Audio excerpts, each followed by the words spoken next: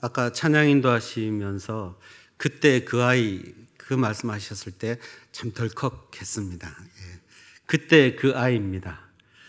제가 만 5세 6살 때 아버님 손에 이끌려서 양정교회를 찾았습니다. 그리고 신학대학원 진학할 때까지 양정교회에서 자라고, 그리고 아까 찬양 인도하셨던 찬양팀처럼 여기서 찬양 인도를 하고, 그때 같이 찬양했던 친구들이 아직도 연주하고 있고, 그런 모습을 보면서 말로 다 할 수 없는 감격과 감흥을 느끼고 있습니다. 이게 얼마나 큰 은혜고 얼마나 큰 감사의 제목인지요. 목회하면서 가끔 이런 장면을 꿈꿔봤던 적이 있습니다. 근데 실제로 그날이 온 것입니다. 그때 그 아이가 이제 50년 만에 다시 이곳에 서서 여러분에게 말씀을 전하게 되었습니다. 목회자의 꿈을 갖게 한 것도 이 교회였고, 잘 양육해 주신 것도 목회자님들을 비롯한 여러 선생님들, 그리고 힘들고 어려운 일이 있을 때마다 교회에 연락을 드리면 우리 권사님들이 기도해 주시고, 그래서 꼭 이 자리가 다시 주어지면 감사의 말씀을 전하고 싶었습니다. 너무너무 감사하고, 또 오늘은 특히 들어오다 보니까 저희 아버님 같은 분 한 20분, 어머님 같은 분 한 30분, 형님 같은 분 20분, 정말 가족들을 만나는 것 같아서 가슴이 벅찼습니다. 그런데 저에게 너무 많은 말을 하지 말라고 하더군요. 서로 다친다고, 입을 열면 다칠 분들이 계신 것 같습니다. 어쨌든 너무너무 감사드리고, 그리고 하나님께 영광을 올려드립니다. 70주년, 말이 70년이지 70년이라는 세월은 그냥 주어지는 것이 아닙니다. 그런데 우리 교회가 이렇게 건재하고 잘 성장하고, 아니 어쩌면 버텨준 것만으로도 정말 하나님의 큰 은혜라고 그렇게 생각합니다. 잠깐 돌아보는데 또 40년 만에 뵙는 분들도 계시고요. 정말 가슴이 지금 너무너무 설레고 떨리는 마음입니다. 무슨 말씀을 전해야 할지 잊어버릴 정도로 한 분 한 분 눈이 마주칠 때마다 막 감격스럽고 너무 큰 은혜가 저에게 주어집니다. 성경의 70주년이라고 하면 여러분 뭐가 생각이 나십니까? 70년의 바벨론 포로 생활을 마치고 예루살렘을 향하여 돌아오는 그 포로들의 모습이 생각이 납니다. 얽매고 있던 모든 것을 끊어버리고 상처와 아픔들을 다 치유하고 하나님의 은혜 가운데 새 출발을 하면서 성전을 짓고 성벽을 짓고 새로운 부흥을 맞이하던 그 이스라엘 백성들이 제일 먼저 떠올랐습니다. 제가 오늘 이 건물에 들어오면서 생각한 것도 바로 그 장면입니다. 70년 동안 함께 하신 하나님께서 우리 모든 성도들의 아픔과 상처를 치유하시고 얽매고 있는 모든 부자유한 것들을 다 끊어버리고 하나님 안에서 마음껏 뻗어가는 교회, 마음껏 부흥하는 교회, 그런 교회가 되기를 축복합니다. 70년의 세월을 어떻게 견디셨습니까? 그 모진 세월, 더구나 팬데믹까지 겪지 않았습니까? 제가 미국에서 목회하면서 듣는 소식, 그리고 보는 교회의 모습들을 보면 이 팬데믹이 결코 간단한 것이 아니었습니다. 많은 교회들이 흔적도 없이 사라지기까지 했습니다. 그런데 이렇게 고향교회가 건재하고 버텨준 것만으로도 얼마나 감사한지 모르겠습니다. 이제 우리 교회가 70년 아니라 100년 그리고 700년 계속해서 이어지는 교회가 되기를 축원합니다. 제가 결혼을 앞둔 결혼 예비 부부들에게 교육을 시킬 때마다 하는 것이 있습니다. 자기가 앞으로 살 집을 한번 그려보라고 하는 것입니다. 그러면 아주 아름답게 자기들의 집을 그려나갑니다. 어떤 커플들은 지붕부터 그리기도 하고요. 어떤 커플은 울타리부터 치기도 합니다. 그리고 거기에다가 예쁘게 방을 만들고 함께 살 계획까지 이렇게 그려놓는 모습을 볼 때가 있습니다. 기도방도 만들고 찬양방도 만들고 보기에 나름대로 꽤 괜찮습니다. 그런데 제가 어느 날 그런 교육을 하다가 실제로 다큐멘터리를 하나 보았는데요. 정말 집을 짓는 목수가 집을 짓는 순서를 한번 본 적이 있습니다. 똑같은 질문을 목수에게 전한 것이죠. 당신이 살 집을 짓는다면 어떻게 짓겠습니까? 그랬더니 순서가 다릅니다.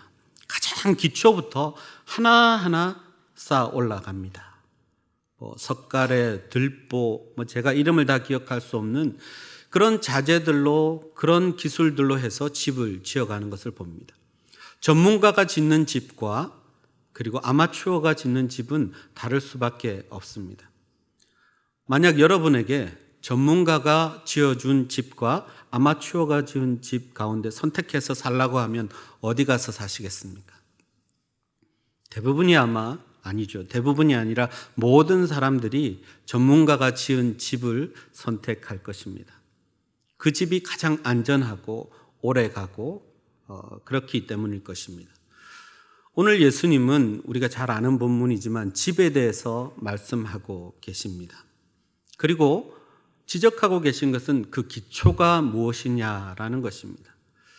성경에서 집이 의미하는 것은 여러 가지 의미가 있습니다. 우리의 인생을 의미하기도 하고요. 우리의 신앙생활, 우리의 믿음을 비유해서도 말합니다. 그리고 많은 경우에 집이라는 단어는 교회를 상징합니다. 두 집이 있습니다. 그런데 겉을 보기에는 똑같아요. 비가 오고 바람이 불고 홍수가 나니까 한쪽 집은 완전히 무너집니다. 성경은 이 두 집을 비교한 것이 아니라 그 기초를 비교한 것입니다. 비가 오고 바람이 불고 홍수가 났을 때 무너져 버리는 기초, 땅이 있다는 것입니다. 우리가 신앙생활을 할 때 말씀 듣고 예배드리고 찬양하는 모습 보면 다 똑같습니다. 다 너무너무 멋집니다. 그러나 정말 시련이 오고 시험이 와서 자기가 가지고 있던 모든 것들을 잃었을 때, 믿고 의지하던 것들이 무너졌을 때, 그때 그 사람의 진짜 믿음이 보인다는 것입니다. 여러분, 우리의 믿음은 어떤 믿음일까요? 모든 것을 다 잃었을 때도 하나님만 바라보고 하나님을 찬양하고 하나님만 의지하는 믿음일까요? 아니면 그 잃어버린 것들에 대해서 아쉬워하고 미련을 가지고 믿음이 뿌리채 흔들리는 그런 믿음일까요? 여러분, 제가 설교를 준비하면서 늘 떠올랐는데도 하고 싶지 않은 그런 내용들이 있었습니다. 워낙 미국에서 16년간 목회를 하다 보니 정말 좋은 일들도 많았고요. 그리고 또 아픈 일들도 많이 있었습니다. 교회를 크게 부흥시켜서 또 큰 아름다운 성전을 갖기도 했고요. 그런데 바로 그 성전에서 성도들이 아파하며 분열되고 싸우는 모습도 보았고요. 한순간에 모든 것을 다 내려놓고 광야로 다시 나갔던 적도 있습니다. 여러분, 제가 이 교회에서 목회자의 꿈을 꾸면서 하나님께 항상 기도했던 제목이 있습니다. 평생 기도 제목인데 진짜 목사가 되게 해달라는 기도였습니다.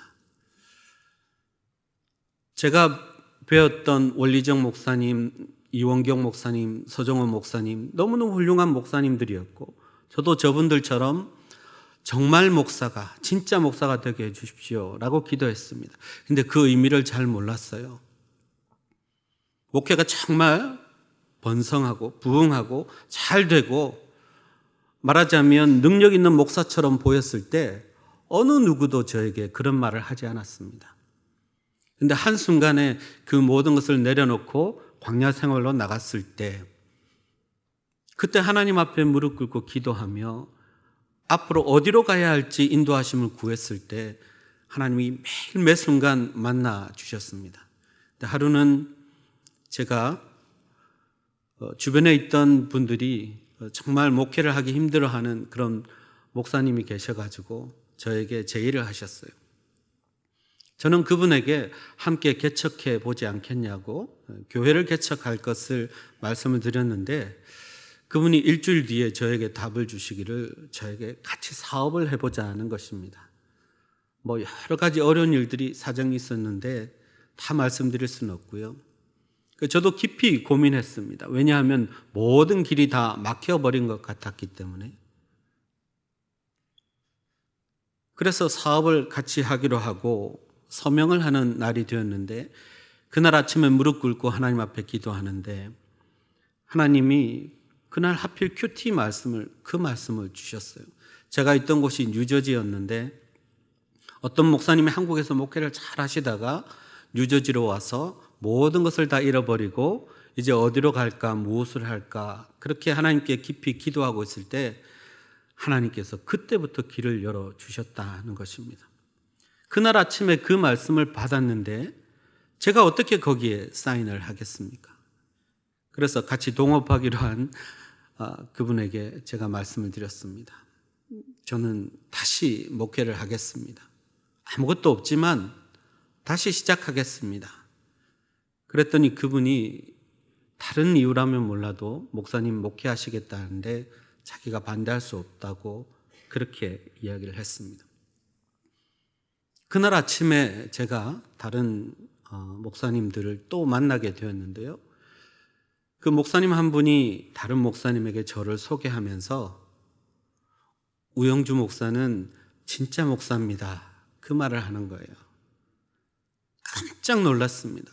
평생의 기도 제목이었는데 그 말을 이 장면에서 듣게 될 줄은 몰랐거든요. 교회가 정말 부흥하고 새 성전에 꿈처럼 들어가고 정말 기뻐했던 적이 있었는데 이만하면 됐다 싶었던 적이 있었는데 그때는 어느 누구도 그 말을 하지 않았습니다. 사실은 다 잃어버리고 다 내려놓고 그런 모습이었을 때 하나님은 동료 목사님의 입에서 그 이야기가 나오게 해주셨습니다. 그리고 놀랍게도 그 이후로 하나님이 또 인도하셔서 정말 좋은 교회에 또 목회하고 섬길 수 있도록 인도하셨어요. 그래서 지금은 뉴욕 롱아일랜드에 있는 예일교회에서 풀타임으로 사역하고 있고요. 제가 정말 존경하는 목사님, 늘 함께 선교하던 목사님께서 저를 이끌어 주셔서 같이 그 교회를 섬기고 있습니다. 여러분, 다 잃어버렸을 때, 모든 것이 무너졌을 때 그때 우리의 믿음이 보입니다. 그것이 진짜인지 가짜인지 보인다는 것입니다. 예수님께서 오늘 말씀하신 이 기초는 모래가 아닌 반석 위에 지은 집이라는 것은 하나님의 말씀을 잘 실천하는 믿음을 이야기합니다. 말 그대로 하나님만 바라보며 하나님만 의지하고 하나님의 뜻에 순종하는 그런 믿음을 이야기합니다. 성경에 아주 대표적인 두 가문이 있습니다. 바로 오늘 사무엘하 3장에서 읽었던 다윗과 사울 이야기입니다. 다윗은 점점 강해졌다고 이야기합니다. 점점 더 부흥하는 집안이었습니다. 점점 더 강성해지는 믿음이었습니다. 그런데 사울은 하나님께 선택받은 아주 좋은 시작이었지만 마지막으로 갈 때까지 점점 약해지고 쇠락하는 가문, 쇠락하는 믿음이 되어버리고 말았습니다. 근데 그 차이가 무엇인지 아십니까? 하나님의 이름을 어떻게 여기느냐가 바로 그 결정적인 차이였습니다. 다윗은 하나님의 이름을 높이는 삶을 살았습니다. 그래서 하나님의 이름이 땅에 떨어지는 것을 견딜 수 없었습니다. 블레셋과의 전쟁에서 골리앗과 싸우러 나갔을 때 다윗의 모든 멘트는 하나님의 이름이었습니다. 내가 만군의 여호와의 이름으로 내게 가노라.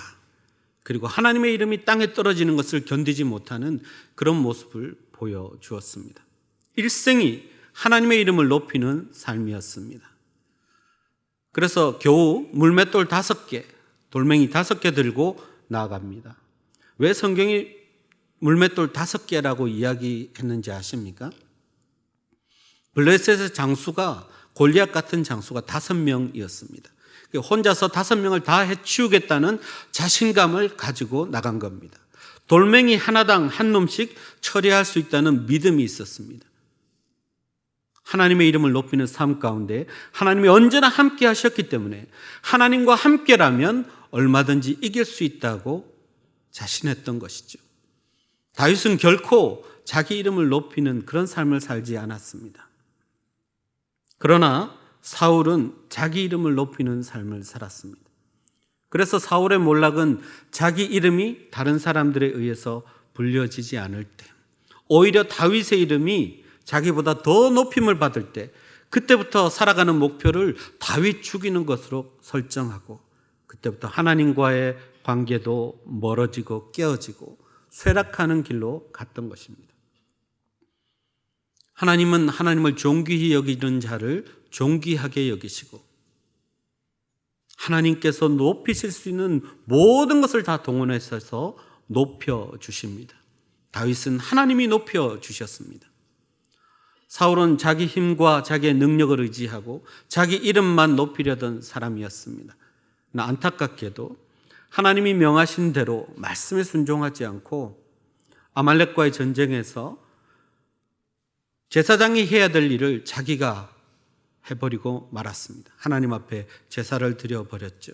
그 일로 하나님께 버림을 받는, 하나님께 버림받은 사람의 대표적인 주자로 남고 말았습니다.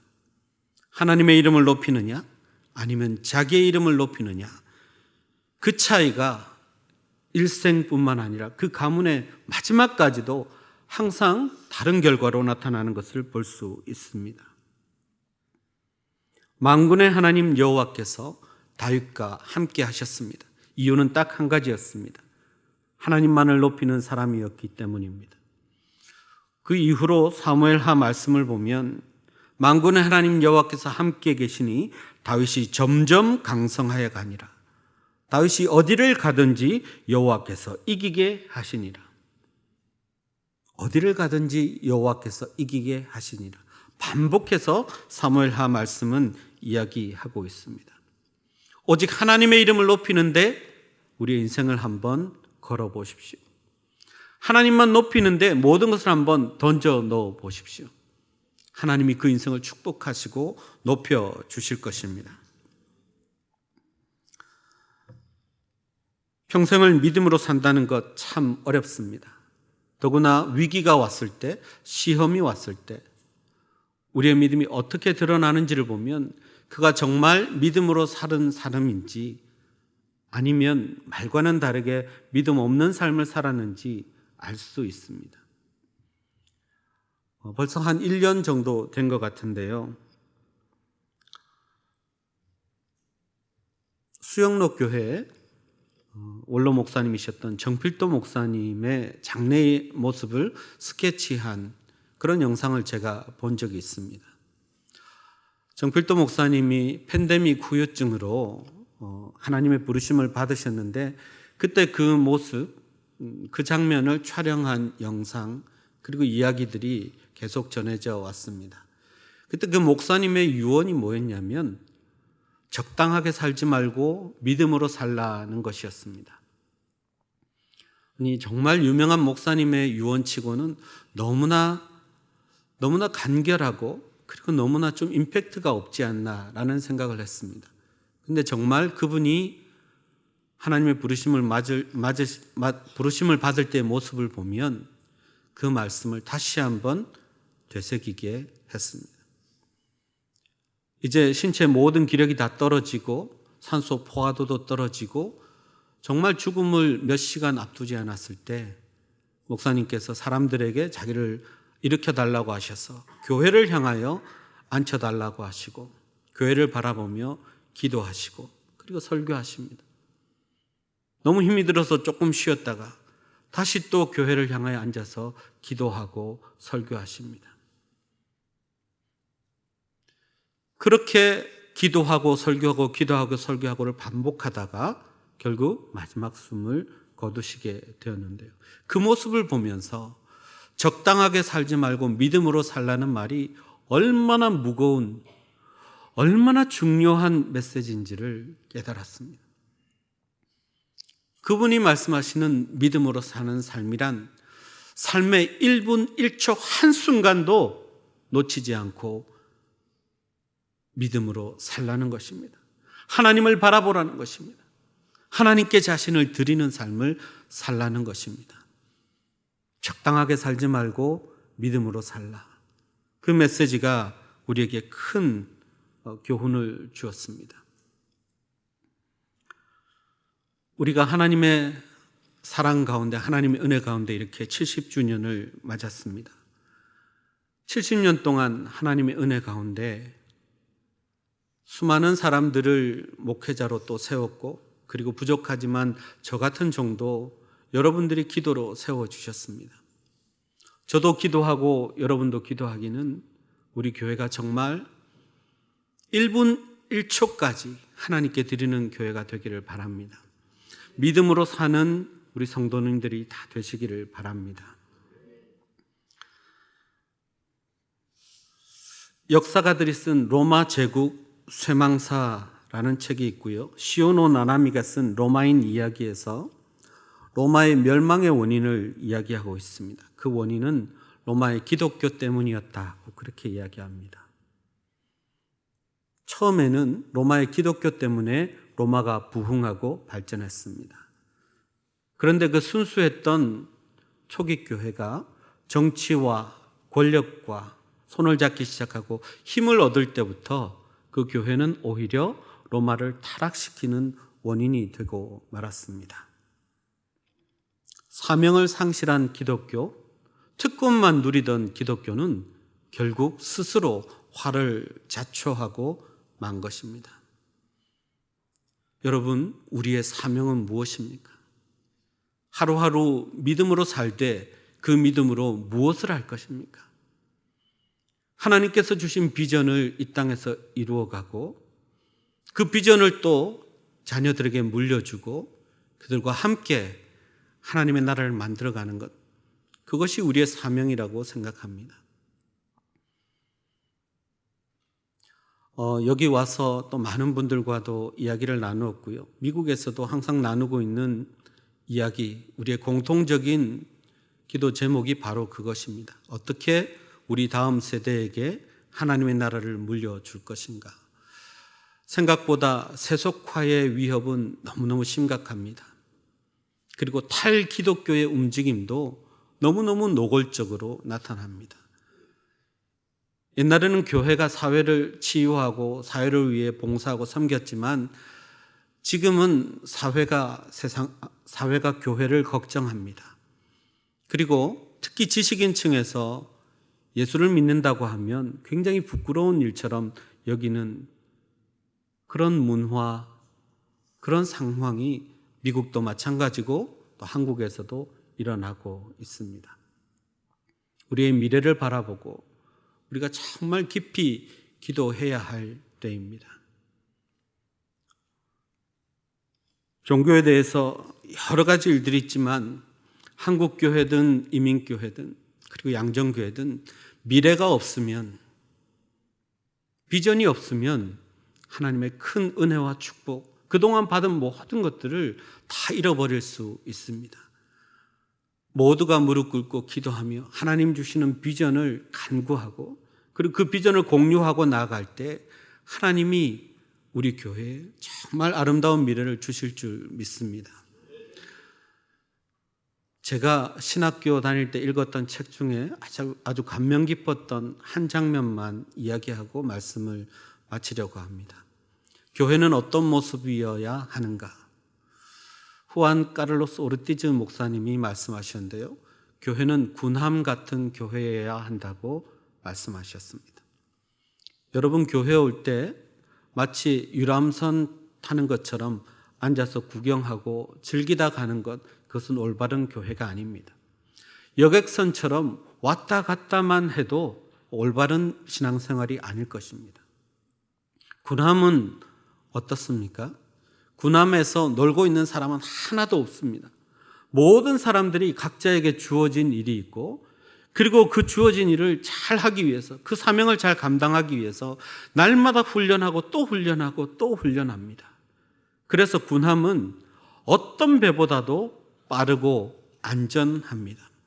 전투에만 쓰일 뿐만 아니라 사람들을 구조하는 일에도 군함은 아주 귀하게 쓰입니다. 저는 우리 양정교회가 군함 같은 교회이기를 축복합니다.